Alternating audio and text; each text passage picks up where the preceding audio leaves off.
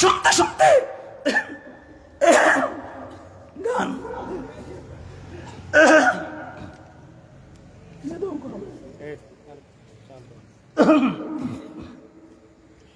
মুসা আলাইহিস সালামের মধ্যে একটা বালিশ ছিল হাতে, আর লাঠি ছিল। পরে এক আল্লাহর বান্দা ভিক্ষুককে দেখে রাস্তার মধ্যে ঘুমায় আছে, এই বাহুর মধ্যে ঘুমায়া, দেখছো আল্লাহর কুদরতি বালিশ থাকতে আমি অহেতুক একটা বালিশের বোঝায় ঘুরতেছি, যা ফালাই দিলাম, আরেকজনকে হাদিয়া দিয়ে দিছে, নিজে আল্লাহর কুদরতি বালিশের মধ্যে এভাবে মাথায় ঘুমাইতো। সুবহানাল্লাহ।